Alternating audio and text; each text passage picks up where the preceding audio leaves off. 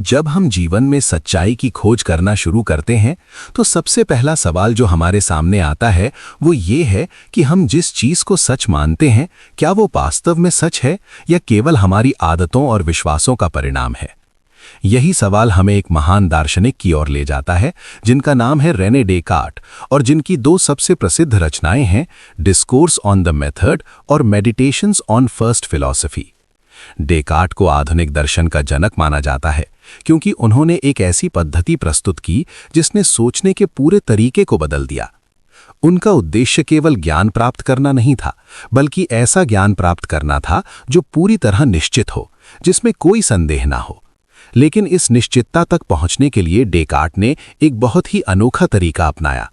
उन्होंने कहा कि अगर हमें सच्चाई तक पहुंचना है तो हमें सबसे पहले हर उस चीज पर संदेह करना होगा जिसे हम सच मानते हैं।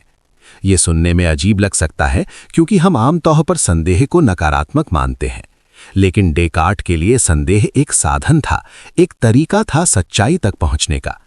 वे कहते हैं कि अगर हम किसी चीज पर थोड़ा सा भी संदेह कर सकते हैं तो हमें उसे अस्थायी रूप से असत्य मान लेना चाहिए और केवल वही चीज स्वीकार करनी चाहिए जो पूरी तरह निश्चित हो।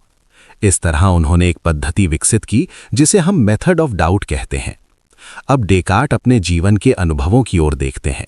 वे कहते हैं कि बचपन से ही उन्होंने बहुत सी बातें सीखीं, लेकिन बाद में उन्हें एहसास हुआ कि उनमें से कई बातें गलत भी हो सकती हैं।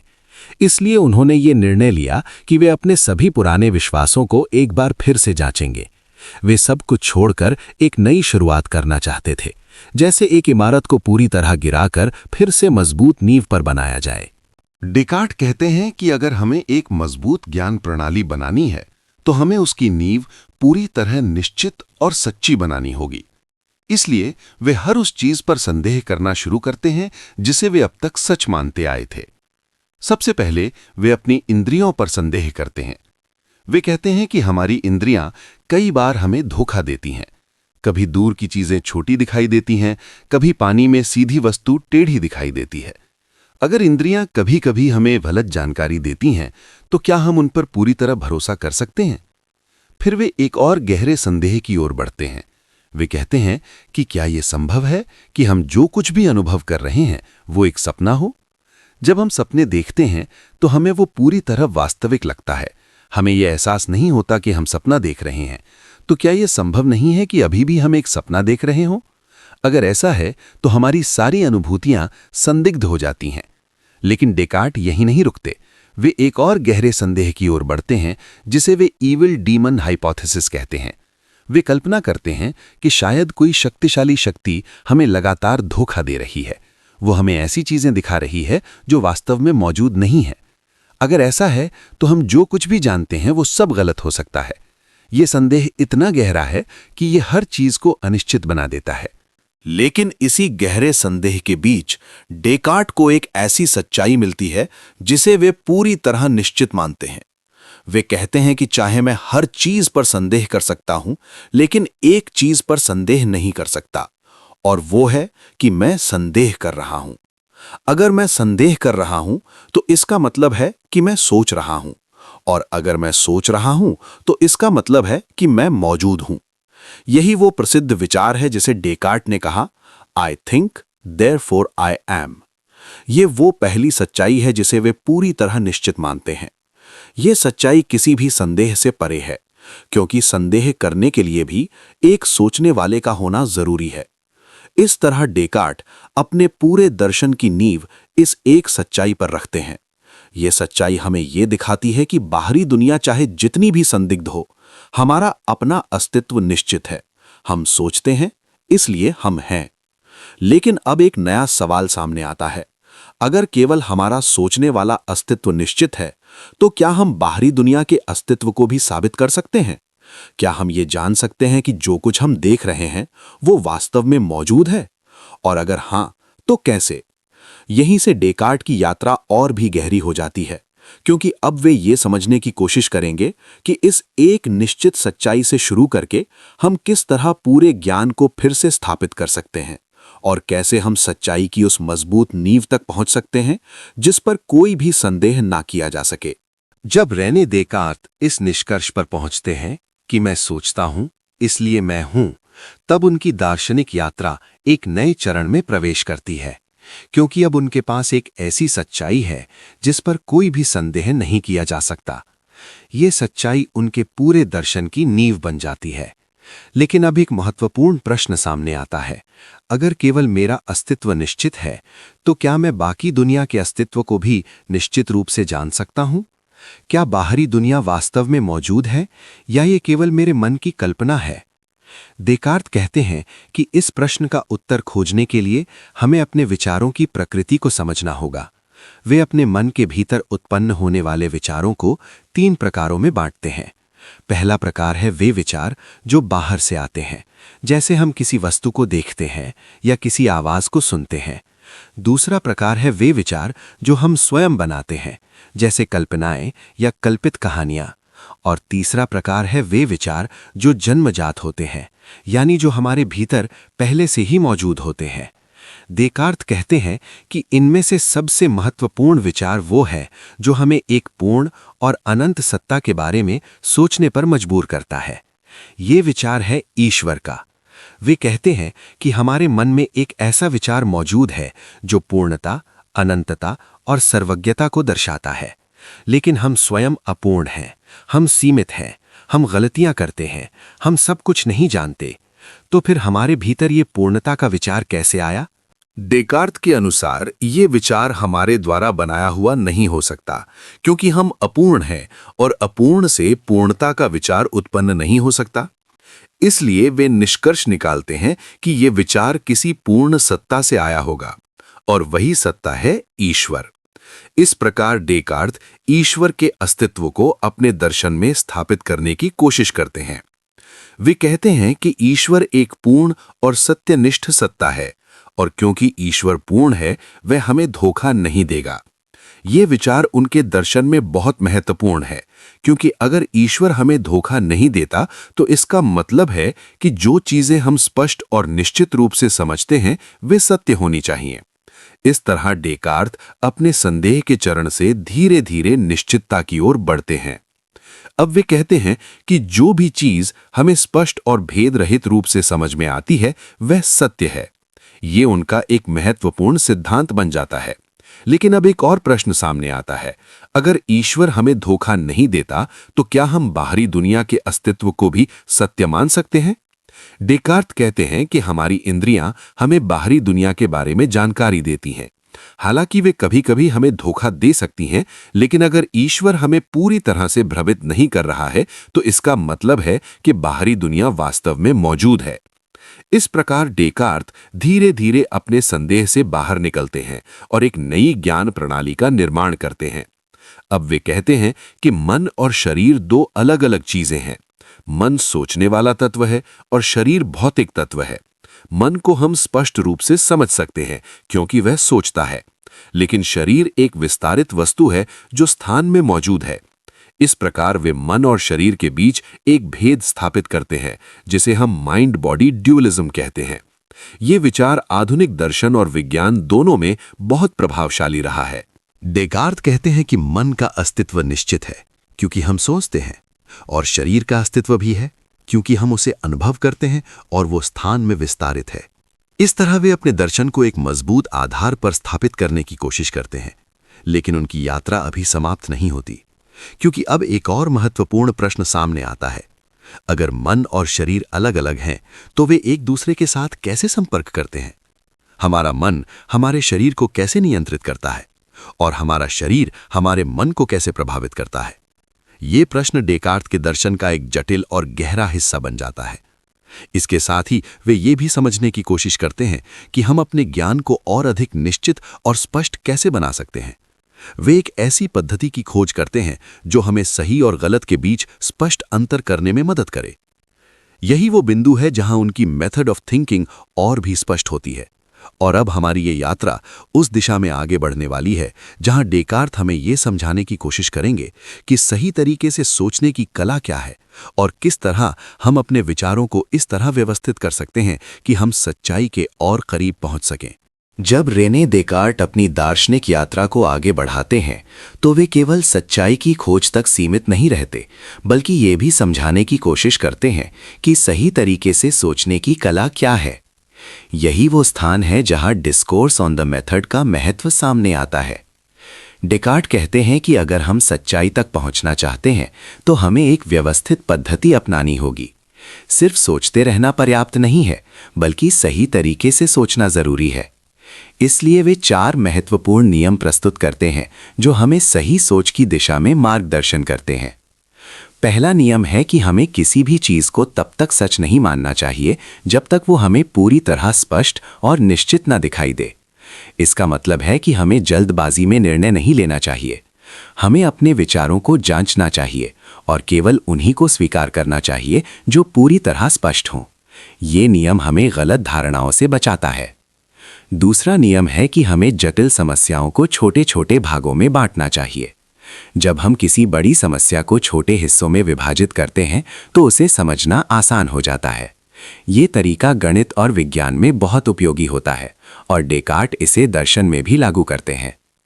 तीसरा नियम है कि हमें अपने विचारों को एक क्रम में व्यवस्थित करना चाहिए।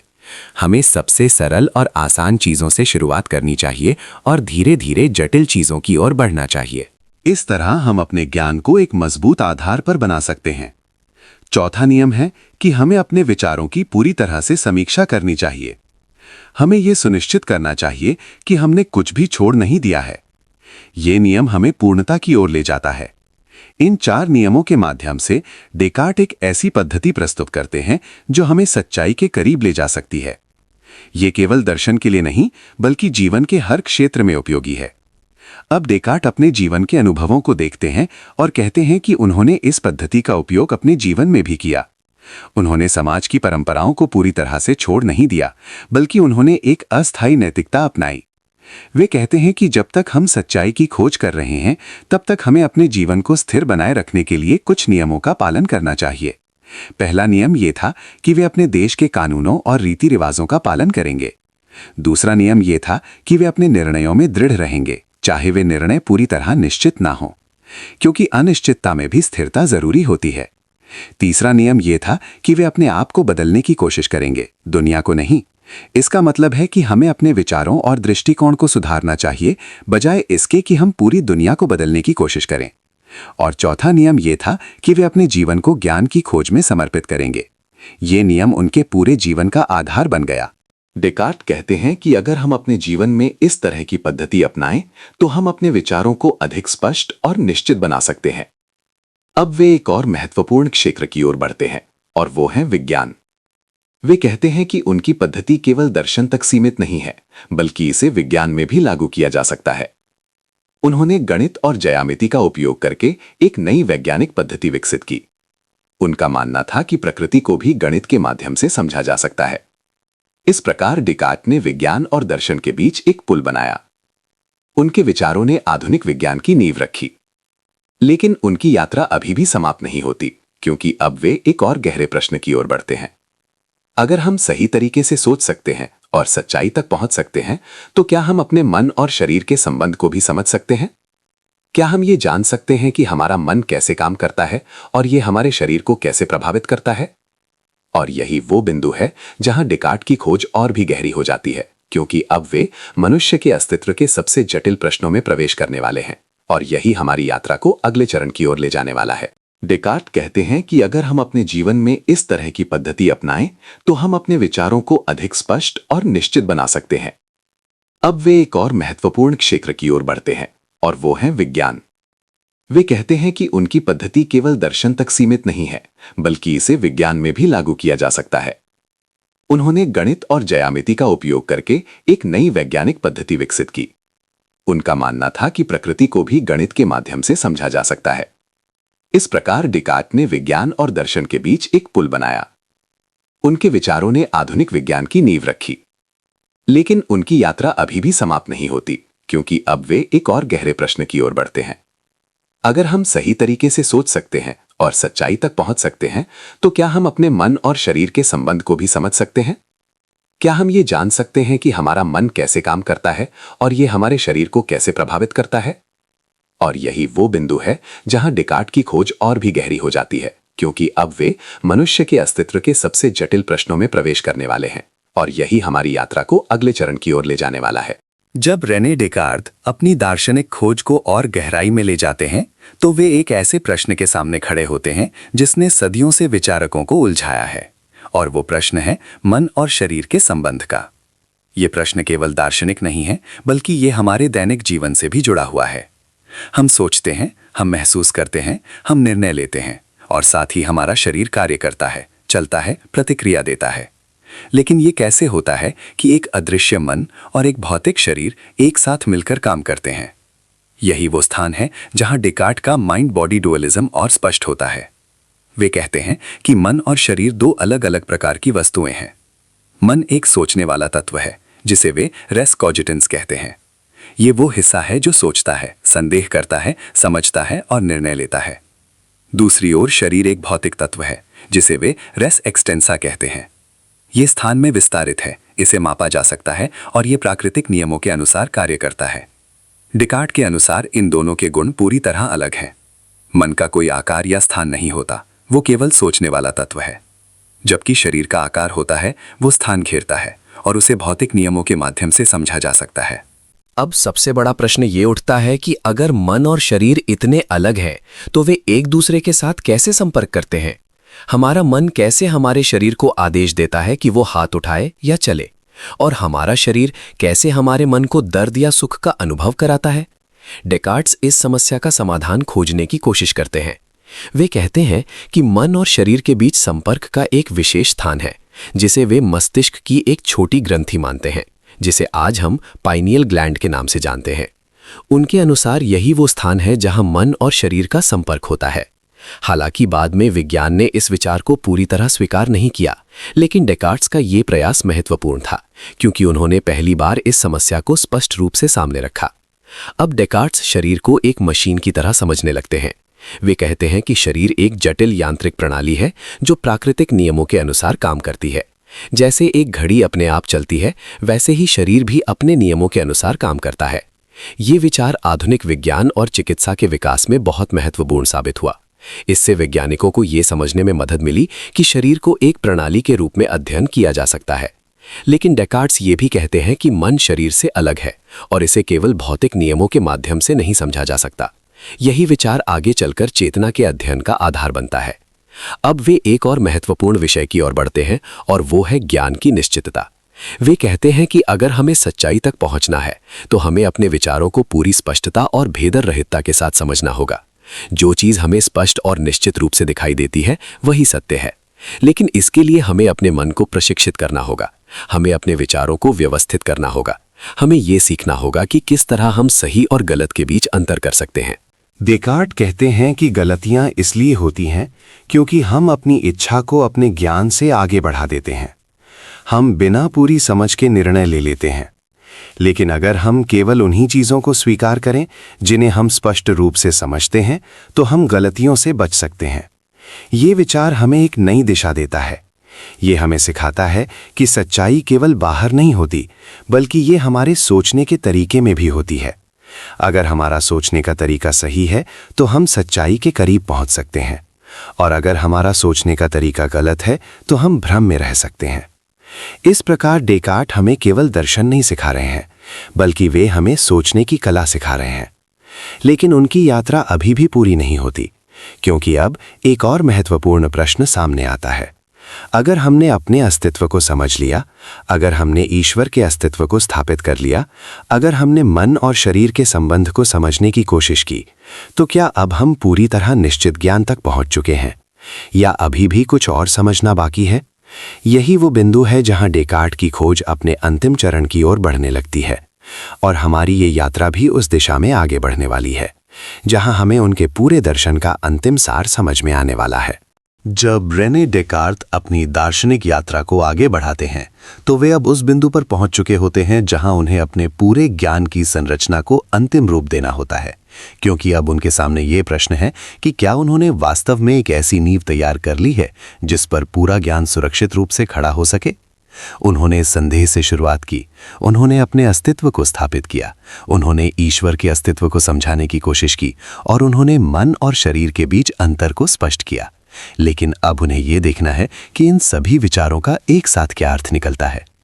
डेकार्त कहते हैं कि ज्ञान का सबसे महत्वपूर्ण आधार है स्पष्टता और निश्चितता। अगर कोई विचार हमें पूरी तरह स्पष्ट और भेद रहित रूप से दिखाई देता है तो वो सत्य है, लेकिन इस स्पष्टता को प्राप्त करना आसान नहीं है। इसके लिए हमें अपने मन को अनुशासित करना पड़ता है, हमें अपने विचारों को व्यवस्थित करना पड़ता है, हमें जल्दबाजी में निष्कर्ष निकालने से बचना पड़ता है।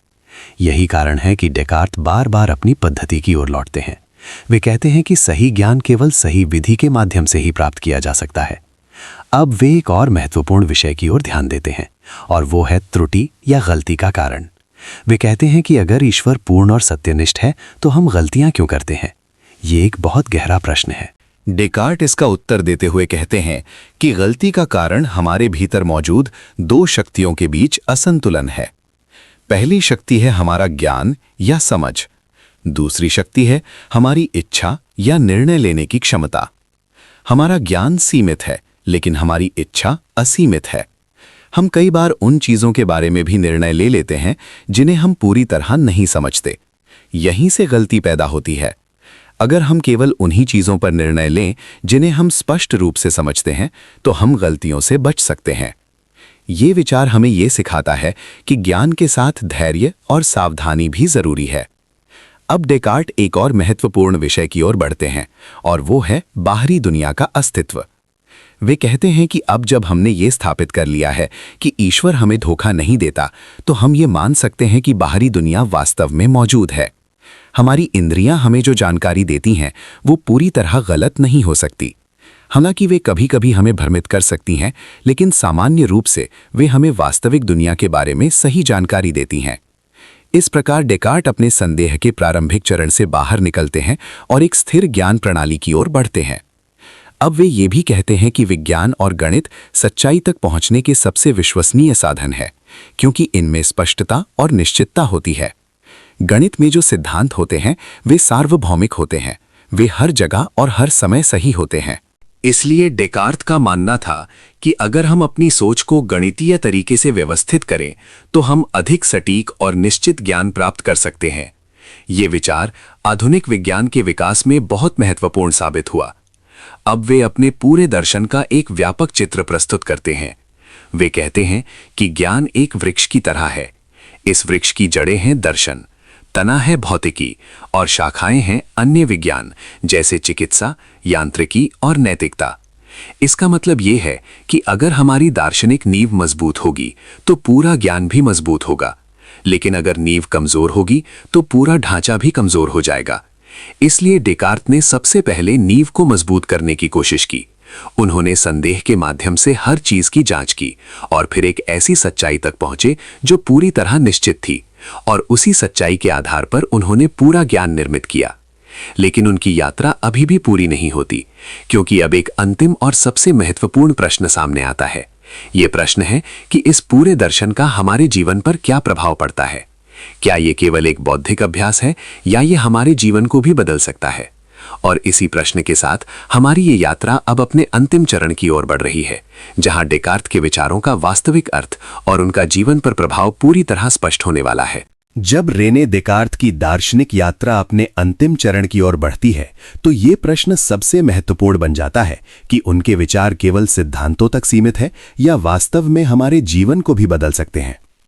अब तक हमने देखा कि उन्होंने संदेह से शुरुआत की, अपने अस्तित्व को स्थापित किया, ईश्वर के अस्तित्व को समझाया, मन और शरीर के बीच भेद को स्पष्ट किया और ज्ञान की एक मजबूत संरचना तैयार की। लेकिन अब इन सभी विचारों का वास्तविक अर्थ समझना जरूरी है। डेकार्त का सबसे बड़ा योगदान केवल ये नहीं है कि उन्होंने मैं सोचता हूं इसलिए मैं हूं कहा, बल्कि ये है कि उन्होंने हमें सोचने का तरीका सिखाया। उन्होंने हमें यह दिखाया कि अगर हम सच्चाई तक पहुंचना चाहते हैं तो हमें अपने विचारों की जांच करनी होगी। हमें हर उस चीज पर सवाल उठाना होगा जिसे हम बिना सोचे समझे सच मान लेते हैं। ये प्रक्रिया आसान नहीं है, क्योंकि जब हम अपने विश्वासों पर सवाल उठाते हैं तो हमें असुरक्षा का अनुभव होता है। हमें लगता है कि हमारी पूरी दुनिया हिल रही है। लेकिन डेकार्त कहते हैं कि यही वो प्रक्रिया है जो हमें सच्चाई के करीब ले जाती है। जब हम अपने पुराने विश्वासों को छोड़ने का साहस करते हैं, तभी हम नए और अधिक सच्चे ज्ञान को स्वीकार कर सकते हैं। ये विचार हमारे दैनिक जीवन में भी बहुत महत्वपूर्ण है। आज हम कई ऐसी चीजों को सच मान लेते हैं जो हमने केवल सुनी होती हैं। हम समाज, परंपरा और दूसरों के विचारों के आधार पर अपने विश्वास बना लेते हैं। लेकिन अगर हम डेकार्त की तरह सोचें, तो हम अपने जीवन को अधिक जागरूकता के साथ जी सकते हैं। हम हर निर्णय को अधिक समझदारी से ले सकते हैं। हम अपने जीवन की दिशा को खुद तय कर सकते हैं। डेकार्त का एक और महत्वपूर्ण संदेश ये है कि स्पष्टता और निश्चितता ही सच्चे ज्ञान की पहचान है। अगर हमें किसी चीज के बारे में संदेह है, तो हमें उसे तुरंत स्वीकार नहीं करना चाहिए। हमें उसे समझने की कोशिश करनी चाहिए। हमें तब तक उसे जांचना चाहिए जब तक वो पूरी तरह स्पष्ट ना हो जाए। ये तरीका हमें गलत निर्णयों से बचा सकता है। ये हमें भ्रम से बाहर निकाल सकता है और यही हमें एक मजबूत और स्थिर जीवन की ओर ले जाता है। उनका दर्शन हमें ये भी सिखाता है कि आत्मनिर्भर सोच कितनी महत्वपूर्ण है। हमें केवल दूसरों के विचारों पर निर्भर नहीं रहना चाहिए। हमें खुद सोचना चाहिए, खुद समझना चाहिए और खुद निर्णय लेना चाहिए। यही स्वतंत्रता हमें एक सच्चा इंसान बनाती है। डेकार्त का जीवन भी इसी बात का उदाहरण है। उन्होंने परंपराओं को आंख बंद करके स्वीकार नहीं किया। उन्होंने हर चीज को जांचा, परखा और फिर अपने निष्कर्ष निकाले। और यही कारण है कि उन्हें आधुनिक दर्शन का जनक कहा जाता है। लेकिन उनकी सबसे बड़ी शिक्षा यह है कि सच्चाई की खोज एक निरंतर प्रक्रिया है। ये कोई एक बार में पूरी होने वाली चीज नहीं है। हमें अपने जीवन के हर चरण में सीखते रहना चाहिए। हमें अपने विचारों को समय समय पर जांचते रहना चाहिए। हमें हमेशा खुले मन से नई चीजों को स्वीकार करने के लिए तैयार रहना चाहिए। जब हम ऐसा करते हैं, तब हमारा जीवन एक नई दिशा में बढ़ने लगता है। हम अधिक जागरूक हो जाते हैं, हम अधिक स्पष्टता के साथ सोचने लगते हैं और यही हमें एक बेहतर जीवन की ओर ले जाता है। इस प्रकार डेकार्त का दर्शन केवल एक बौद्धिक प्रणाली नहीं है, बल्कि ये जीवन जीने का एक तरीका है। ये हमें सिखाता है कि कैसे हम अपने विचारों को समझ सकते हैं, कैसे हम सच्चाई की खोज कर सकते हैं और कैसे हम अपने जीवन को अधिक अर्थपूर्ण बना सकते हैं। लेकिन इस पूरी यात्रा का अंतिम सार अभी बाकी है, क्योंकि अब हमें इन सभी विचारों को एक साथ जोड़कर समझना होगा और ये देखना होगा कि डेकार्त की इस पूरी शिक्षा का सबसे गहरा संदेश क्या है। और यही हमें इस यात्रा के अंतिम चरण की ओर ले जाने वाला है। जब हम इस पूरी दार्शनिक यात्रा को एक साथ देखते हैं, तो हमें ये स्पष्ट दिखाई देता है कि डिस्कोर्स ऑन द मेथड और मेडिटेशंस ऑन फर्स्ट फिलॉसफी केवल विचारों का संग्रह नहीं है, बल्कि ये सोचने के एक नए तरीके की शुरुआत है। और इस पूरी क्रांति के केंद्र में है रेने डेकार्त। डेकार्त ने हमें ये सिखाया कि सच्चाई को पाने के लिए हमें सबसे पहले अपने विश्वासों पर संदेह करना होगा। उन्होंने ये दिखाया कि बिना जांचे परखे किसी भी चीज को सच मान लेना हमें भ्रम में रख सकता है। इसलिए उन्होंने संदेह को एक हथियार की तरह इस्तेमाल किया, ताकि वे हर उस चीज को हटा सके जो पूरी तरह निश्चित नहीं है। और इसी प्रक्रिया में वे उस एक सच्चाई तक पहुंचे जिसे कोई भी संदेह नहीं मिटा सकता, कि हम सोचते हैं इसलिए हम हैं। ये विचार केवल एक वाक्य नहीं है, बल्कि ये पूरे आधुनिक दर्शन की नींव है। ये हमें ये समझाता है कि हमारा अस्तित्व हमारे सोचने से जुड़ा हुआ है। हमारी चेतना ही हमारी पहचान है। लेकिन डेकार्त यही नहीं रुकते। वे इस एक सच्चाई के आधार पर पूरे ज्ञान को फिर से स्थापित करने की कोशिश करते हैं। वे ईश्वर के अस्तित्व को समझाते हैं, वे बाहरी दुनिया के अस्तित्व को स्थापित करते हैं और वे मन और शरीर के बीच अंतर को स्पष्ट करते हैं। इस तरह वे एक ऐसी ज्ञान प्रणाली बनाते हैं जो स्पष्टता और निश्चितता पर आधारित है। उनका ये दृष्टिकोण हमें ये सिखाता है कि अगर हम अपने विचारों को सही तरीके से व्यवस्थित करें, तो हम सच्चाई के करीब पहुंच सकते हैं। ये केवल दर्शन के लिए नहीं, बल्कि जीवन के हर क्षेत्र के लिए महत्वपूर्ण है। जब हम अपने जीवन के निर्णय लेते हैं, जब हम किसी समस्या का समाधान खोजते हैं, जब हम किसी विचार को समझने की कोशिश करते हैं, तब हम डेकार्त की पद्धति का उपयोग कर सकते हैं। हम अपने विचारों को छोटे छोटे हिस्सों में बांट सकते हैं। हम उन्हें एक क्रम में व्यवस्थित कर सकते हैं। हम केवल उन्हीं चीजों को स्वीकार कर सकते हैं जो स्पष्ट और निश्चित हों, और हम अपने निर्णयों की पूरी तरह समीक्षा कर सकते हैं। ये तरीका हमें अधिक सटीक और सही निर्णय लेने में मदद करता है। डेकार्त का दर्शन हमें यह भी सिखाता है कि स्वतंत्र सोच कितनी महत्वपूर्ण है। हमें केवल परंपराओं और समाज के विचारों को स्वीकार नहीं करना चाहिए। हमें खुद सोचना चाहिए, खुद समझना चाहिए और खुद निर्णय लेना चाहिए। यही स्वतंत्रता हमें एक सच्चा इंसान बनाती है। जब हम इस तरह सोचते हैं, तो हमारा जीवन बदलने लगता है। हम अधिक जागरूक हो जाते हैं, हम अधिक स्पष्टता के साथ सोचने लगते हैं और हम अपने जीवन को अधिक अर्थपूर्ण बना सकते हैं। अगर इस पूरी यात्रा का सार निकाला जाए तो वो ये है कि सच्चाई की खोज एक साहसिक यात्रा है। ये आसान नहीं है क्योंकि इसमें हमें अपने पुराने विश्वासों को छोड़ना पड़ता है, लेकिन यही यात्रा हमें एक गहरे ज्ञान और समझ की ओर ले जाती है। डेकार्ट ने हमें ये सिखाया कि अगर हम अपने मन को सही तरीके से इस्तेमाल करें तो हम सच्चाई तक पहुंच सकते हैं, और यही उनकी सबसे बड़ी देन है। तो अगर हमें इस कहानी से कुछ सीखना है तो वो ये है कि हमें अपने जीवन को जागरूकता के साथ जीना चाहिए। हमें अपने विचारों की जांच करनी चाहिए, हमें सच्चाई की खोज कभी बंद नहीं करनी चाहिए, और हमें अपने ज्ञान को केवल शब्दों तक सीमित नहीं रखना चाहिए, बल्कि उसे अपने जीवन में लागू करना चाहिए। क्योंकि जब ज्ञान हमारे जीवन का हिस्सा बन जाता है तभी वो वास्तव में मूल्यवान होता है। अगर आपको ये गहरी और विचारोत्तेजक दार्शनिक यात्रा पसंद आई हो तो वीडियो को लाइक जरूर करें, चैनल को सब्सक्राइब करें और बेल आइकन दबाना ना भूलें, ताकि ऐसी ही ज्ञानवर्धक और जीवन को बदल देने वाली किताबों की कहानियां आप तक सबसे पहले पहुंच सकें। हमारे चैनल माई गैलेक्सी टूर के साथ जुड़े रहें, जहां हम आपको किताबों, दर्शन और जीवन की गहरी सच्चाइयों की अद्भुत यात्राओं पर लेकर आते हैं, जो आपके सोचने का तरीका बदल सकती हैं। धन्यवाद।